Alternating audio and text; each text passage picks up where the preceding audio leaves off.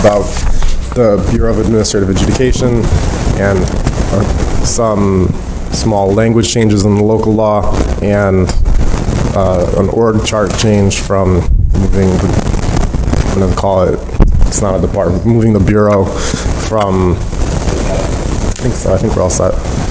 Moving it from finance into law.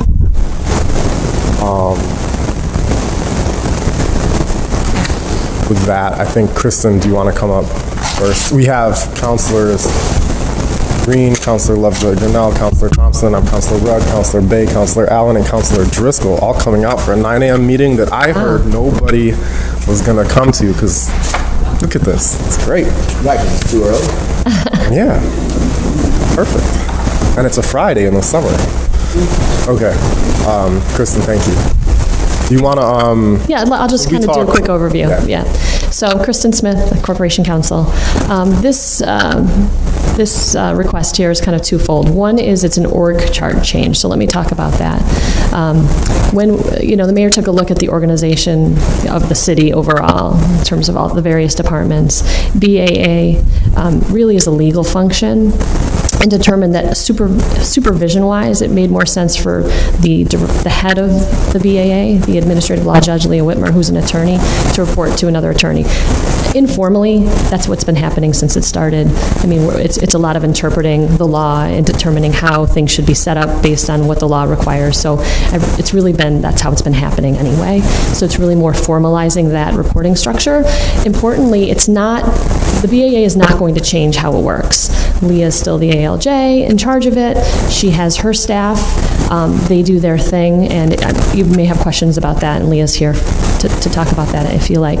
But it's not folding into the law department so that it's assistant corp counsels will now be doing this work instead or addition to. The law department will still do what we do in terms of prosecuting cases in court, housing court cases. Leah will still run this separate bureau. It really will still remain very separate. It's just that Leah will report to me.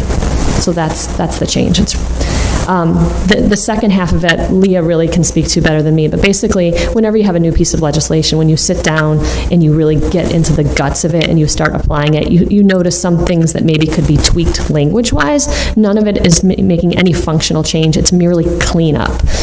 Wording changes, where some places they use the word board and sometimes they use the word bureau, and it's confusing when it was supposed to mean the same thing. So really kind of cleaning that up, and Leah can get into that. But do you have any questions about the org chart change side of this?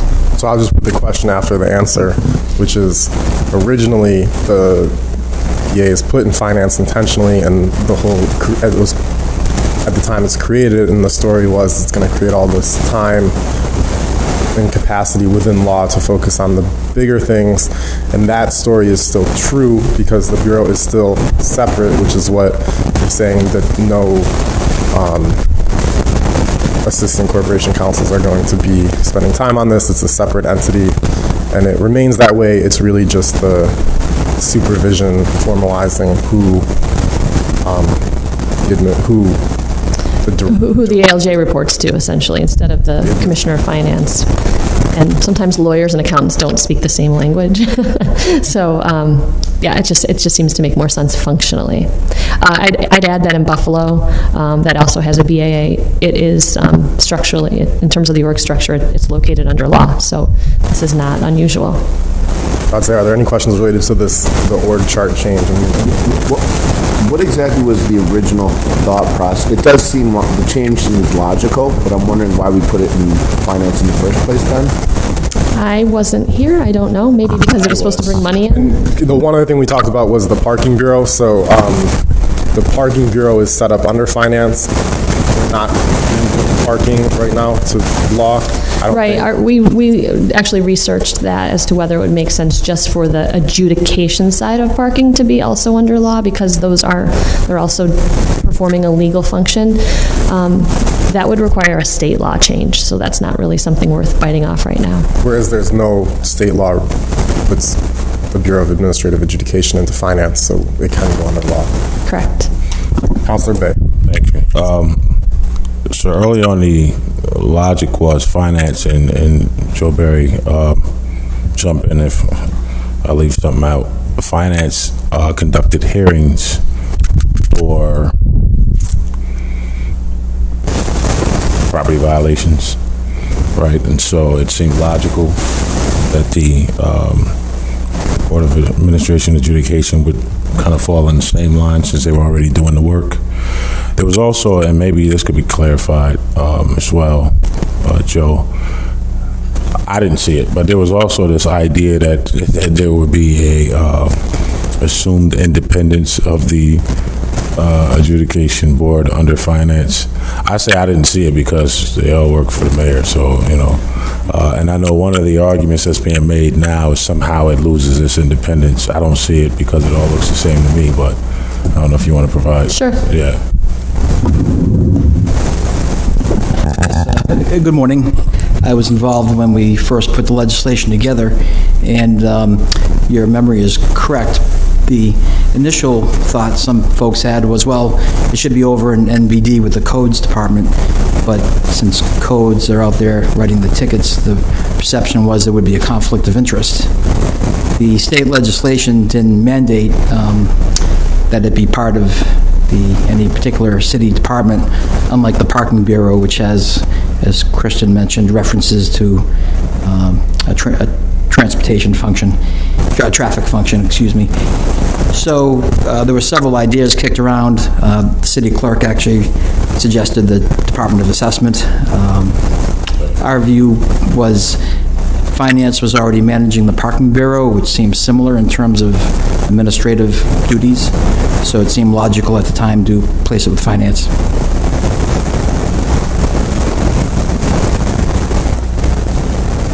Thank you. So for I have some questions for the commissioner. Yeah.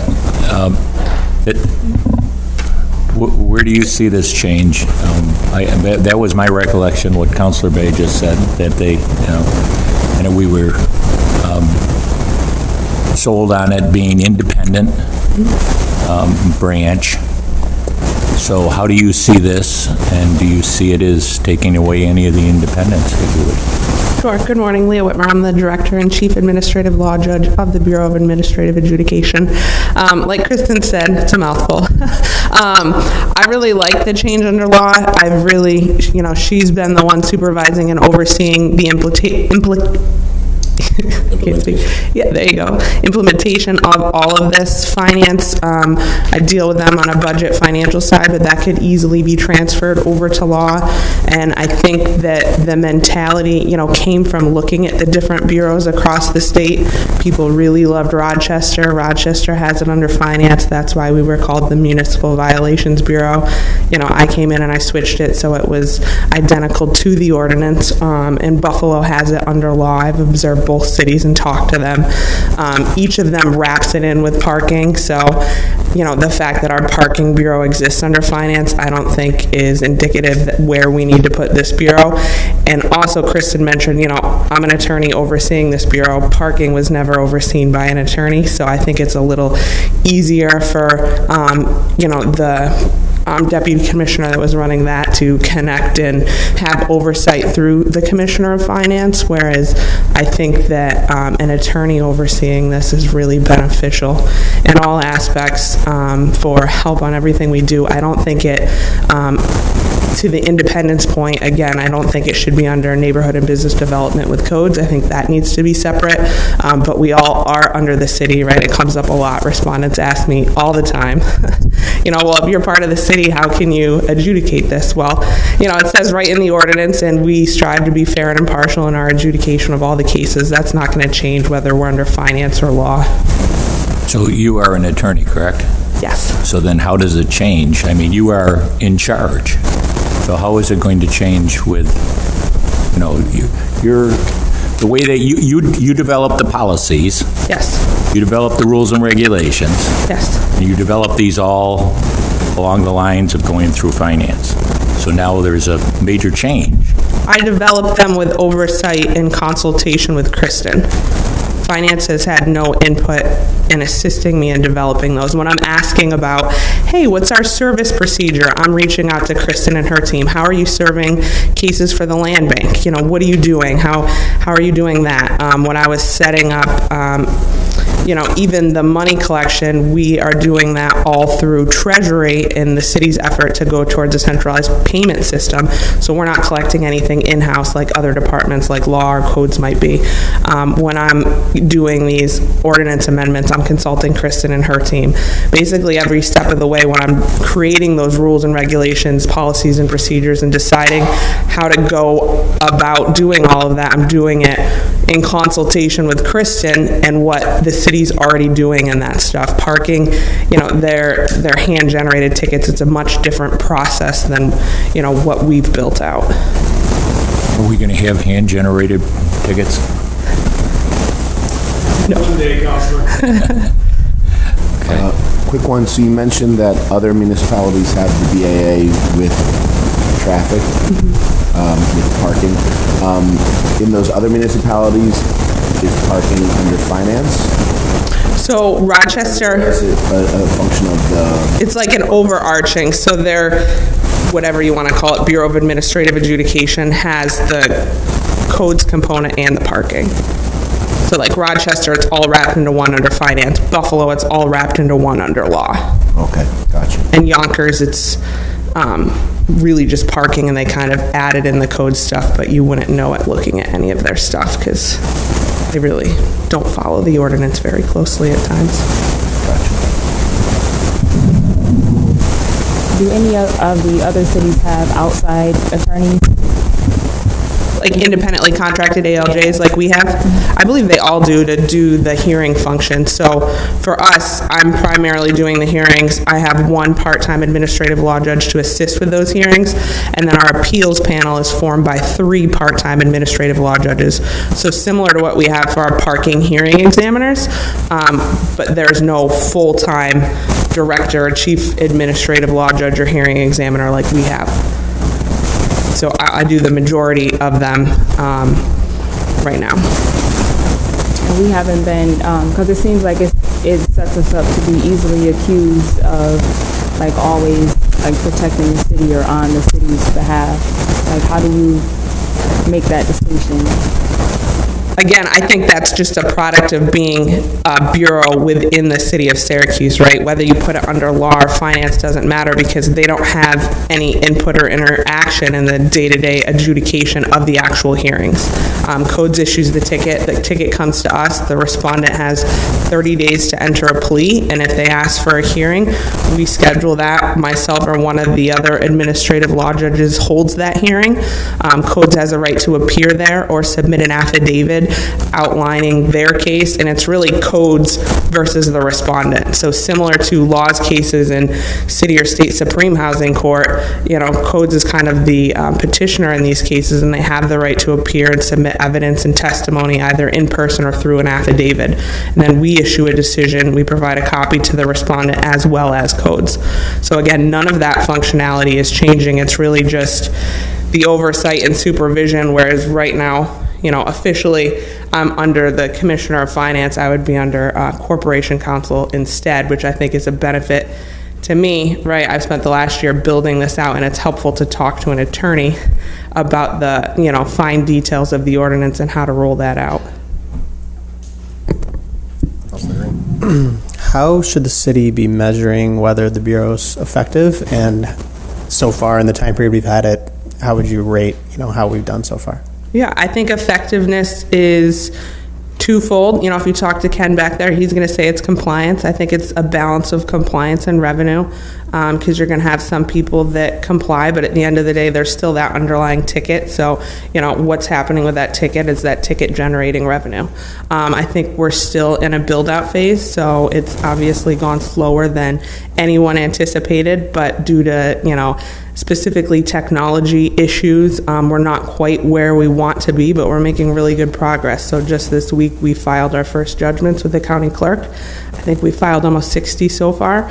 So that's our first step in collections, and then we'll kick them to the law collections team to start on those. And then we've also, by the end of today, we'll have issued our first tickets for violations outside of the rental registry. So we're not going to go full-blown tomorrow, but we're starting with a property with about 7 violations and see how that goes. So it's definitely a slow roll, but I think we're making really good progress. And I think if you just look at the rental registries that have been ticketed, which is about 150 properties in the past couple of months, that if you dug down into the numbers, that the compliance rate has really gone up. I mean, I think we started with around 1,000 properties. About 150 have been ticketed, and there's not many more that need to be ticketed because people have either applied, were granted exemptions, or were ticketed. So I think that the rate would be much higher than what the average was before the Bureau went into effect. Is there any chance you can actually look at what the rate was before somebody can? Do you have that kind of, do you know if it's 850 comply within the month now? With this new process, do we have any actual data on what it was before? Good morning, councilors. Ken Towsley, Director of Codes. I can get you the exact numbers, but I can say over the last 2.5, 3 months, through the ticketing process itself, we've seen a jump of about 50% compliance with, after they receive the ticket, them coming down, dealing with the BA, coming to the 3rd floor, and then applying for their rental registry and getting the inspections. That's where I think how we measure it, Councilor Green, is how are we getting compliance? We may not be getting it in that time frame that we want, but we are getting the compliance, and we are getting those interior and exterior inspections as well. But I'll get the exact numbers of what it was prior to ticketing and then after ticketing. I think that might be a good metric just moving forward, just to see and have you show, so you get the base before you started this, and then the transition, and then hopefully you'll have a fully implemented version of what happens. And I know there's a desire for probably a general update overall, which we're transitioning into, but before we continue with that, can you just describe the local law changes? Sure. You want me to go through each one? I don't know about each one, but I think you should tell us in summary, because we have a copy and it just has highlights and it doesn't have the changes. So we need a copy that has the changes. Sure, and I know. And also the highlighting is if it could be sent on. In yellow maybe instead of red. Yeah, this was, the version was a version that I had an intern do, so we have like a red line version that Corporation Counsel's office has been working on. And the changes are up top. So like the first one obviously is just from finance to law. So that one we've covered. That was the city department location amendment. And then the second one was also finance to law because it's in 2 parts of the local law. The third one, methods of pleading, payments of penalties. This is just, really changing. Right now, the version says 30 days from the date of the notice of violation ticket. We want to just clean that up. It says within 30 days from date of service of the notice of violation ticket. We want it to say within 30 days of the date printed on the ticket. So Codes generates a ticket, it's on there, they're kicking it to us, we're serving it with a day or two, so the respondent would have 30 days to enter their plea from that date. So just so it's cleaner. Changing or by ordinary mail sent to the Bureau's office, again, because everything's going through the Treasury Department, we're just taking out language of, saying to the Bureau specifically, we're not collecting pleas or payments unless somebody comes in and hand delivers a plea. All mail goes through Treasury, and then all payments go through Treasury. So if someone comes in and pay, we're directing them there. So we wanted to clarify that.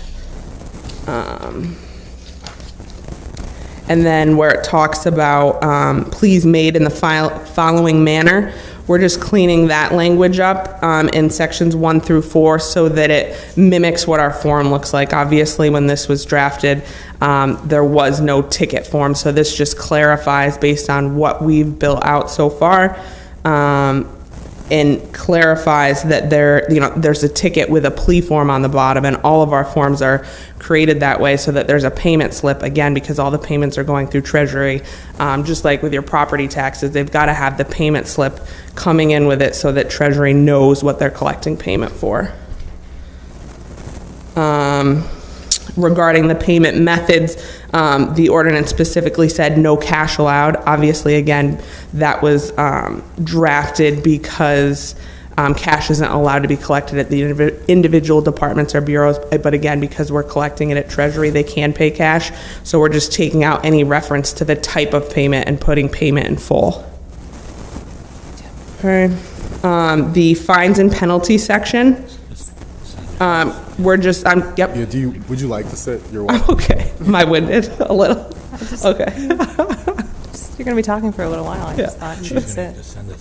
Am I like turning beet red? No. Okay. No. I'm not ready. We often have people Because he sit can't for see these it, here, so for these, and so. All right, I'll sit. Yeah, I just thought we'd offer it. We'd offer it. Leah, the changes you're reading through, because the areas that are changing are highlighted, but they're. You want me to say the specific They're section? kind of- I can. No, but- It's not going to help me. I want to see it in a document. Yeah, I can get you the So for red you to line go through copy. it is fine, but I mean, I'm not going to write it all down when you're doing it. It's all black. Because it was Dark. It's Oh, very you dark. didn't get the colored. Okay. Yeah. So The that's red what we print's see. so Red dark prints, that it's almost yeah. redacted. Even electronically, it's a little hard to read, like on a Okay. phone. Yeah. With the dark red. Yeah, so But- it's up to but you. I they can are keep going through them, or we can just provide you on the. page 4 of what we have. Yep. It's sort of identified, right? Like you're saying, these are the changes. Yeah, So, but the copy that you have also, it's confusing because it includes the local law and the Syracuse Property Conservation Code. Obviously, right now, we're just talking about the local law because we need your approval. Then we would go on a state level, and then we'd come back for the local law and the Syracuse Property Conservation Code to actually update them. right? Because like reading through this, I knew she was going to talk about no cash next. So at least it kind of makes it so you have Yeah. a list of what she's changing. What? Oh, sorry. So are you going back to the state to make changes? I thought you said that this didn't have to be made, that the state didn't regulate where this had to be. Go ahead, Joe. No, that, Joe Barry, the Law Department. The local law process is what Leah is referring to. After adoption by the Common Council and the mayor, local laws have to be filed with the Department of State, and they become effective upon filing. So it's more of a administrative process to Nothing back accomplish for a them local- to make changes and send it back. Correct. They just approve it as the form and accept it as a local law. Apologize for the track changes. We're working on a version, but we wanted to wait. Our thinking was in part if there were more changes coming out of the committee meeting, and since the local law has to be automatically tabled on Monday, there's plenty of time if we provide you the red line version for it to be reviewed before the next council meeting. But I might not be here to explain it to you, Right, so right. I'd like to answer your questions now. Yeah. So then the next section is just cleaning up the language. It presents, the difference between a fine and a penalty. So what we consider a fine is the initial fine on the ticket. The penalty is the additional amount that we're adding at the time of a default. So this is just clarifying that there's a fine and a penalty, and the heading for the section calls it a fine and penalty schedule, but then everything else is called a penalty. So just clarifying that you have an initial fine, and then it doubles into a penalty, and that penalty can exceed the maximum amount allowed by the jurisdiction.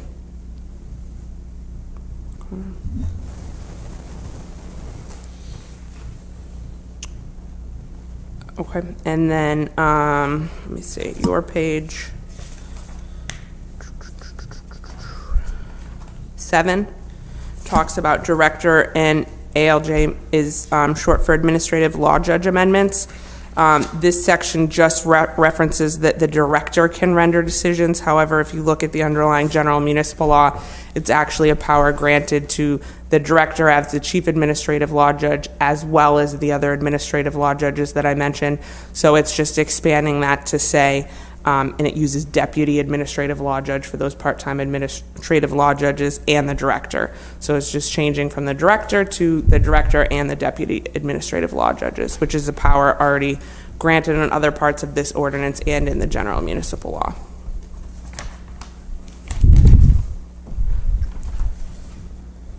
On page 8, board versus bureau, like Kristen mentioned, in one specific section here, it references the Bureau as a board, so just changing board to Bureau. And then page 9, under the appeals amendment, it miscites, and it actually does this in the general municipal law as well, so it miscites the subsection they're referencing, and the subsection is referenced in the context of, for an appeal to go through, the appellant has to pay the amount due in full ahead of time, which the city holds in escrow. So it's laying out that provision and then citing it, but it's citing the wrong subsection below, so we're just correcting that and referencing the appropriate subsection. And it doesn't change the process? No, it's just, it was referencing the one above it. So that process is still the same. So that's pretty much all of the corrections. We can, like Joe said, we can get you the a more comprehensible version before it comes up again. Do you have any questions, concerns? Any questions about the specific changes to the language before we jump into the broader updates? Okay.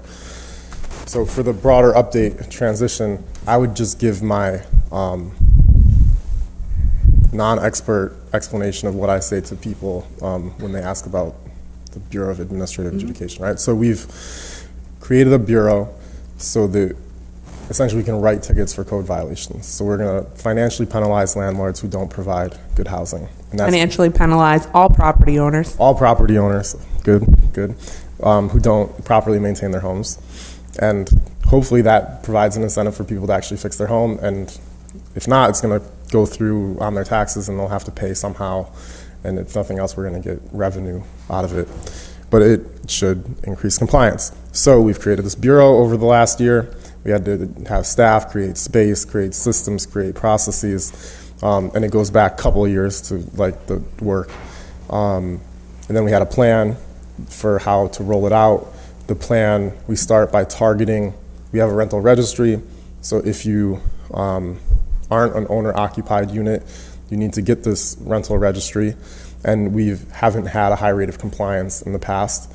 So we're beginning the rollout of the Bureau of Administrative Adjudication by focusing on rental registry certificates. And then from there, once we process through those, we will move on toward other violations. So you've already described a delay, or that things have taken longer to roll out. So I guess you could correct any of my rollout or provide more detail for that, like we do the rental registries, then what are the next focus areas, and then where are you now, and where will we be going in the next year or so? Sure. So right now we're still working through those initial rental registries. We have started, or Codes has started ticketing second tickets. So if they failed to apply, they didn't correct the underlying violation at the point that the BAA is done adjudicating, we kick the case back to Codes, and then Codes makes a determination whether the violation was complied with or not. So for those cases that have been kicked back where they haven't applied for rental registry, Codes has started issuing second tickets, and that starts at the higher fine amount. So we're doing that. So that's still kind of working through, you know, what I'll call our pilot with the rental registry. And then, like I said, we are slowly folding in other types of violations. So right now, I've got tickets on my desk for a property with 7 violations that range for the types of, you know, both interior and exterior violations. And we're going to slowly start to fold those in, with the goal being that, you know, eventually we're up and running and every open code violation is getting referred and ticketed to the BAA or referred to the law department. Obviously, we're still a ways out from that, but that's the ultimate goal. So we're working our way up through that, you know, still building out the internal processes for the Bureau, and to be able to have the capability to handle that, and understanding at this point that it's a 2-person office. It's myself and a paralegal full-time. So what are our full capabilities to be able to process this ticket? Because when we get a ticket, we're doing everything from service all the way to the point of filing a judgment and kicking it to a collection. And the past year I've spent building out that process for each step along the way. On the rental registries, so like, Ken, we traditionally have the numbers of people who have signed up. And I think the percent is like 35% of those who should have a rental registry certificate. Yeah, did. prior to us utilizing the BAA, the compliance rate was approximately 35%. So how long will it take for essentially that 65% who's not compliant to all have some form of like ticket or a warning or whatever it is that then gets them on? So some math of sign up for rental registry or pay fine for not being on the rental registry, adding up to 100% of the properties that should have applied. How long will it take for us to get to that point? I think once we solidify how we've done this process with that first batch of rental registries, it'll go a lot quicker. Is to automate these tickets. A couple things that we've worked on, we started off by printing out affidavits in the beginning. That took a little bit more time. We were able to, speaking with Leah and her working with Kristen and her team, we were able to do that at the if they ask for a hearing. So we've taken away a step that we perform in our office. Time frame, Counselor? 2 years to deal with the 8,200, 8,300 one and two families. So the first batch, how many was in the first batch? So that first batch we did was 1,000. We selected and we strategically selected 3 neighborhoods: Elmwood, Brighton, and part of the south side maybe. Those were the ones that we strategically started with. From that initial batch, by the time we got to the ticketing, we had 400 properties that were not registered. So that meant 600 either had exemptions, became vacant, or applied. Or a lot of them, what they did before the law came into effect July 1st of last year, is they ensured that they applied before July 1st, so they got, they didn't have to pay the fees. So they'll be good for 2 years. So we met, a good number there. Of that 400, we ticketed them all. Throughout that process over the last 3 months, either they've had exemptions, they've applied. I can say this with certainty that in April, we made a deposit of $20,000 for rental registry alone, which is about 133 properties. That's of those 400 that we ticketed. So that is a huge uptick. And throughout this second ticketing process, as I go through these and I print out the tickets, I'm seeing that people are either paying, not applying, or I'm closing out cases who've applied after they paid that initial ticket. So we're seeing an uptick of maybe another 10 to 12% of a higher compliance rate of that initial 400. So once I get those exact numbers, I'll share it with you, but a rough guesstimate, I'd say we're at about 75% right now of that 1,000. So that batch, is that batch, it takes like 6 months to do that batch, or it takes... It took a year. I'm not gonna lie. It took a year this year. There was a lot to it. We've learned some things. So now sending out the letters is easy. That can be done in a week. Now it's a matter of the follow through. I'm close to being fully up to staff, utilizing all the inspectors to do what we did this time, making sure that the phone calls are made, letters are sent for requests for inspections. And then once they don't comply, we have a system where they refer it to us, we can get these tickets generated and to Leah. As Leah mentioned earlier, I could probably do 30 to 40 tickets a day of non-compliance. Does Leah have the capabilities of handling 30 to 40 a day? Because the important thing to remember is the dates. We have to give them 30 days to pay. So if they're not serving for 3 days, they've lost 3 days, it becomes 27 days. So I work closely with Leah to make sure that I'm not burdening them, and we're doing what we need to do as well. So of the 400 that you ticket, how many? No, it was we haven't ticketed all of those because some of the people have complied. Right, So so we've 400 issued- minus 130 or whatever you said. We've done, to date, we've done 172 tickets. I should rephrase what I said. So we violated 400 properties, the initial process. As any other code violation, you call me about overgrowth, we cite. So we cited 400 properties for failure to apply for a rental registry. Of those 400, there was a great amount that applied before we ticketed. So March 5th is when we started violating those properties that did not have rental registry. April 15th or so is when we started ticketing those properties that didn't apply. And that's a lesser amount. And I can get those, I mean, Leah should have those numbers, 100 and, Well, I have, yeah, so we've done 172 total tickets since March 15th. so there's approximately 230 or so that did comply from March 5th to some point before we ticketed them for the BAA. That's the confusing part, is that I use a violation ticket. Yeah. And ours BAA is has a BAA violation ticket. So there's two separate tickets, and it's just how you separate them and explain it is, I could probably do a better job of myself. Yeah, so, Accept into that, actually. So what's the distinction there between the two different tickets? so first, Ken's first step is he's sending out a letter, which for this batch of 1,000, the letters went out last summer of 2018, saying, hey, you have to apply. Okay?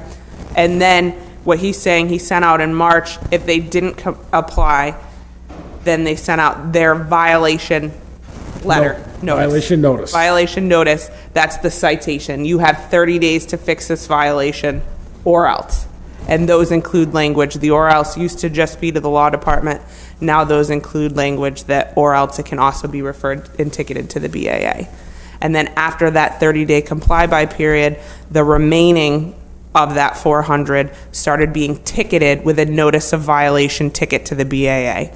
And the only reason that I kept mine the same is because that's what it's called in the ordinance. So then those were ticketed. You have 30 days to enter a plea. The confusing part is the ticket at that point has nothing to do with whether or not they applied. At the point in time they were ticketed, they didn't apply. That ticket is not going away unless they address the ticket. They need to enter a plea, plead guilty and pay, or request a hearing.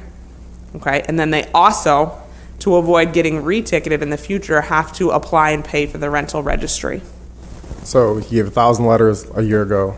He gave 400 notices in March, and then you gave 172 tickets. So that means of the 400 that hadn't initially complied, 228 somehow complied, right? Are they mysteries? Are they like they might get cited still? Or? There may be a few anomalies. I'm not going to say that we're 100% perfect, but they're either applied as a rental, they had an exemption as a family-based exemption. It could have been they were owner-occupied, their mailing address, tax address was a P.O. box, or it became vacant. So those are things that we picked up on over the last couple months. So of the 173, and can you remember that when we were sold this originally, which I thought it should have gone over under law originally, but I was sold that it had to be independent, that it had more to do with the financials, and that was the reason that they put it under finance. But of the 173, how many, A, have requested a hearing, and B, as I recall, it was, and you said it, that when they're guilty of the not complying, so guilty of that one, you're getting a fine on that. What's this? How many of those are happening, or are they being dismissed? Sure. So of that 172 tickets, 51 have entered pleas, 84 have defaulted, 6 have been dismissed. Most of the dismissals were they had actually applied and it was just an error in the software system. And 31 were awaiting pleas, so they're still within that 30 days to enter pleas. Okay? So of the 51 total pleas, 36 pled guilty and paid, so $50 a ticket, $1,800. 15 requested hearings. We had those hearings. Most of the people changed their pleas and pled guilty and paid before the hearing, because to come down here, pay for parking, do a hearing for $50, a lot of them just mailed it in. Of the hearings that we held, 2 people appealed. Those people, even though they had to prepay for the appeal and pay a $10 processing fee, didn't show up for the appeal. So we had our first appeal panel, which we'll be holding quarterly, but no one showed up, so they were defaulted. We transferred that money out of escrow into the general fund account. Decisions that were issued so far, people have paid $300. And I don't have the breakdowns of every single hearing, but I can say that for most of the hearings, right, they're either paying ahead of time and not showing up, and we're defaulting them, so that they automatically owe, in this case, the $100 due, or the only ones that have been dismissed are ones that there have been credible evidence or testimony on the underlying exemptions that Ken was talking about. Of the 84 people that defaulted, there were 26 default pleas. So when you default, you have, under the law, we send out the default decision and order with a 30-day stay. So we're not going to enter it as a judgment until 30 days have passed, and you have the right to request a stay by entering a plea at that point. So we've had a lot of people enter pleas at that point. We've had 22 people pay, and they're paying the $100 at this point, so that's $2,200. 3 people request stay hearings, and we've had actually a lot of people request the hearings and then just decide to pay. We had one property manager on 11 properties that were ticketed. He requested stay hearings on all of them, but then 4 minutes before the hearing went over to Treasury and paid. And then we had one that was issued, but we vacated it because the payment crossed in the mail with the order, and they paid $50. And then the 56 that defaulted on the default, essentially, we're moving forward with judgments. So we've had one person pay. At that point, it was $200 because after that 30-day stay, it's going to go up and double again. And so for most of these, we're entering $200 judgments, collecting 9% interest. And we've had 57 judgments issued or being issued right now to catch us up with all of those. Thank you. Yep.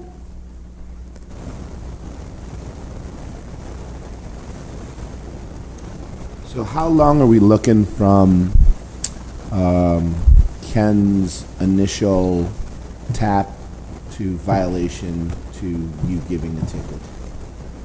So his tap being the letter saying you have to apply? Before they go into violation, you first let them know that violation may be coming, correct? There's like an initial, or is it? Okay, so there's 2 avenues to take on it. You've heard me speak a lot about trying to reach out to landlords, having that conversation with them. Black and white would be, we cite you on one day, we give you 21 days to comply. On that 22nd day, if that violation has not been corrected, we have the right to refer it to the Bureau or to the law department, all right? My policy is to attempt communication with the property owner and or the tenant to see where we are with things. If we do not have any communication, let's refer it. So I would say from initial violation, no more than 30 days, it would be referred to the BAA once we're up and running and moving smoothly. Okay. And where do vacants fit into all this? On vacant, can I just elaborate on the concern I was thinking about the vacant? So you were saying somebody could say, oh, I'm vacant, I don't need a rental registry. So let's say you had somebody in, you're totally Slumville, and the people leave. Yep. And in the process of you not paying your ticket, all of a sudden you're like, hey, it's vacant, forgive me.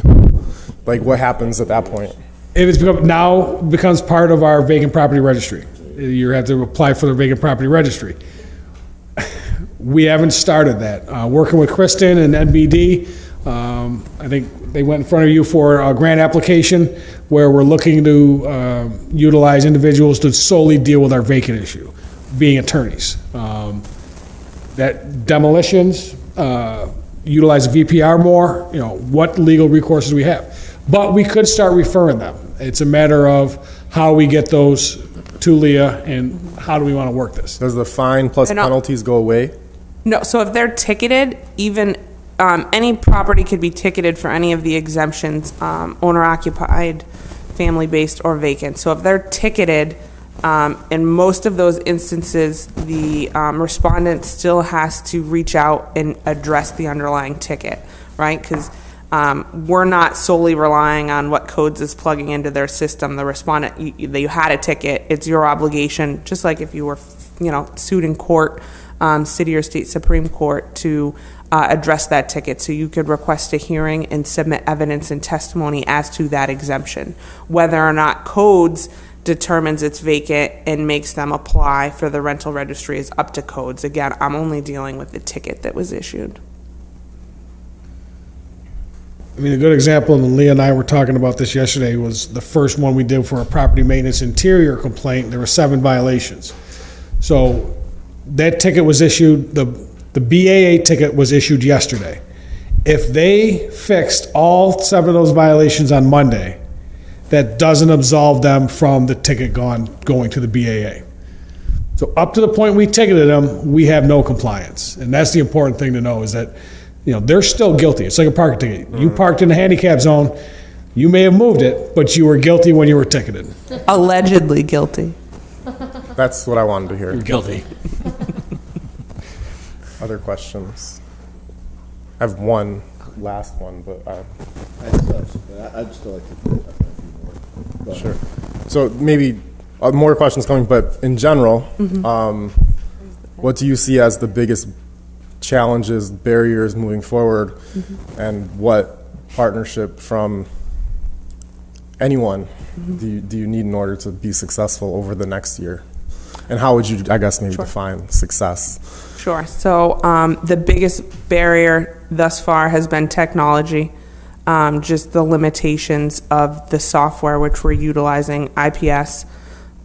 It's been built out internally, and because of the complexities of our forms, for instance, the tickets have if it's this type of violation, that falls in this fine and penalty schedule, and it doubles on this date, which is 30 days out, right? Their form design builder is not at a capacity where it can do that. So we've really built it out the best we can. I've been trying to work with them to see if they could build it out, and it's just become clear that they don't have the capability. And even all of the build-outs that we've done internally this far have fried Ken's end of the system a little bit, making things more complicated for him. I think we've spent a lot of time and effort looking for better software. We did the RFP. We only got the one response. The one response was really limited on the code side of things. We sat in on the water department's case management system RFP process. So at this point, we are working to fix just so the tickets and affidavits can at least be populated in an efficient manner. And then, we'll continue to look for something better. Maybe that means we branch off separately into some type of case management system. The law department just got their new case management system. I sat in on the build out for housing there to see if we could potentially use that as a platform, build out one for the BAA. Right now, when I'm talking about capacity with a 2-person staff, a lot of that capacity is everything is generated manually. So every address, number, dollar amount we're putting in, we're plugging it into manually into a template that we've created. So 1, it takes a lot of time, and 2, it's prone to a lot of human error. So I'm continuing to look at what makes sense, contracting with a third party, and just to build out our forms, a case management system, and then something that, obviously Codes continues to look for a better software on their end that would tie into our process. But because it's not, we do need a referral mechanism. I'm exploring all of those options. So I continue to do that. I think once we have that, we could be a lot more efficient. But until we're at a point where things are running smoothly on that end, things are running smoothly with Codes on the ticketing end, we're not going to know what our capacity is and if we need more staff to be effective and efficient. People call me and they say things really harshly sometimes. So like when Pat Hogan calls me and says something about this, so technology is a barrier. Mm-hmm. It sounds like you're doing your due diligence to research what other people with similar systems do and have approached it, and you're trying to find a solution, but we still don't have one. So is it like paralysis? And then it seems like basically the electronic system isn't working. We're trying to find a solution, and in the meantime, we're almost doing, people would say, I think a harsh person would say, a paper-based form or something to continue moving while we figure out the long-term we are solution. So right now Ken's manually doing the tickets. So like essentially the information system is not working, so we're simultaneously doing a labor-intensive paper-based system to continue our rollout while we look for an appropriate solution that will enable scale and Yes. easier operation in the longer term. Yes. So, I mean, we've had delays where we've, shut down for a couple of weeks at this point so that we are moving forward. Ken manually shuts his door in his office and is generating these tickets. Manually has his inspectors sign, walk them up, and then, we're doing everything manually from there. And I think, that's one component. Part of the other delay is just like I mentioned before, and I can't stress this enough, it was, setting this bureau up was a bigger undertaking than even I anticipated, and I've set up grants and things in my prior employment. But, you're really building out an entire court adjudicative process from scratch. So, when I started, I wasn't thinking, oh, geez, I'm going to have to figure out a judgment process, right? That requires meeting with the county clerk, coming up with a form that works for everybody, making sure it works for the collections department, who I'm going to kick it to, making sure we're giving proper notice under the ordinance. So that has taken, I think that there have been delays based on technology. I don't think we've let it hold us back significantly. I think it's just, and in those delays, those weeks where no tickets were issued, we're still, my staff and I are still incredibly busy building out the rest of the process, and at this point, I think we've pretty much gone through all of it. Like I said, we had our first appeals panel last week, even though no one showed up. It was still a great learning tool, and we'll be ready for the next quarter one in October. And we are moving forward with the tickets, even if they are manual at this point. But like Ken said, I mean, we're not at a point where we could probably process more than the 10 a day that Ken is generating. Even when the tickets were automated through IPS, we were doing about, 10, 15 a day. So that's a good number, and it'll probably drop a little bit in the coming weeks. Well, I'm out, because then we'll be essentially down to a one-person full-time staff office.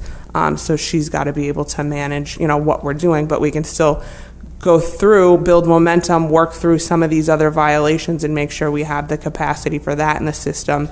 And then obviously all of the violations, every new violation is the first time myself or my ALJs have seen that violation. So there's a learning curve to make sure that we're familiar with the code so that we can adjudicate it properly.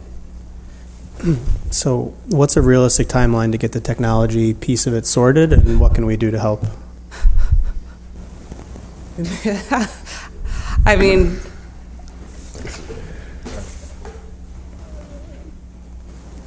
and a perfect solution is probably years.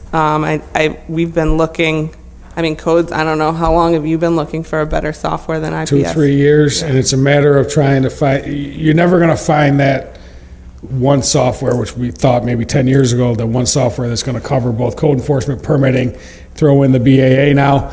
So now it's a matter of trying to find those softwares that's going to benefit the violation and complaint side of things, the permit side of things, tie in the BAA. It may be multiple, but the important thing is when we talk to these companies, do they have a back end for all of them to talk at one point? So that's the important thing, is to have that one. And I think with Joey Walter Water, with their CityWorks asset management, that's something that we're looking at as maybe as the mothership, and then all these other little minor softwares have a way to talk to them. That's the difficult part we're having, Counselor, is getting the back end tied into where everybody can see what we need to see. It just sounds like this is a huge part of your day or your time is doing this, and that Summer's not bad because I get in early, no school. But I guess from my individual perspective, it seems like it would be a valuable investment of your time and of our staff time. So to the extent that we're able to help facilitate that, I would be fully supportive. Appreciate that. What are we seeing in other, we said that Rochester, Buffalo, other areas have, codes and BAA. How are they dealing with this problem, and what technologies are they using? They're running into the same issues that we are. I've had some good conversations with Gary Kirkmeyer out of Rochester, Director of Codes out there. Similar to what I just mentioned, they had internal people build out software over the last 20, 25 years. It's basically their AS400 system. And they've had people internally build out, and now they're trying to find a software to replace it, and they're running into the same obstacles that we are.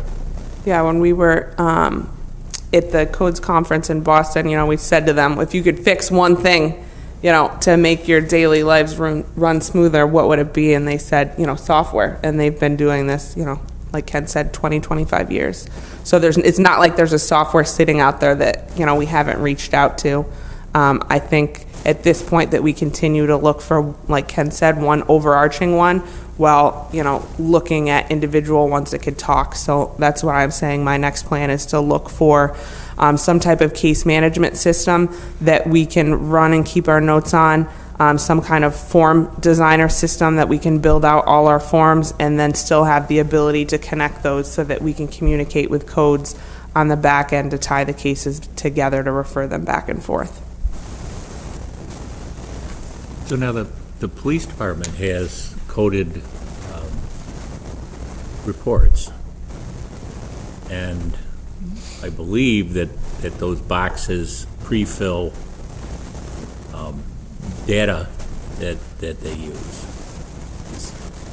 It's part and parcel of what you're looking for. Correct? And that's part and parcel of what we have now with the existing software. Okay. It's getting to that next level of that software. When we write up violations, we put in what the violation is. It so when we print out those letters, it pre-populates with that software the ownership, the code violation, the section, what do you need to do to fix it. All that is pre-populated.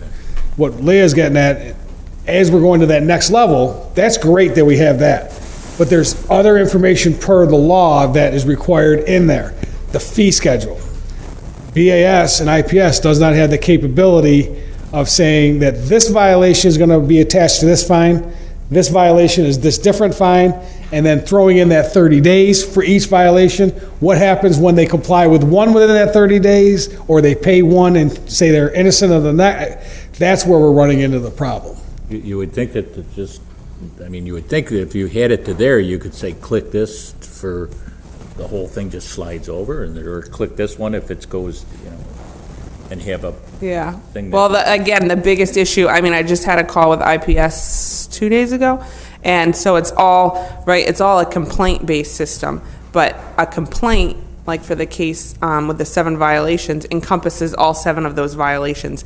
Each of those violations fall under a different fine and penalty schedule under the ordinance. So you can't, each one has to be a different ticket, and so it's just, we're doing a violation-based system, they're utilizing a complaint-based system. So maybe they could build us out a form, but there would be so many clicks, and it's almost more prone to human error if you do it that way than if you just do it manually and add the fees in. Sure. Yeah.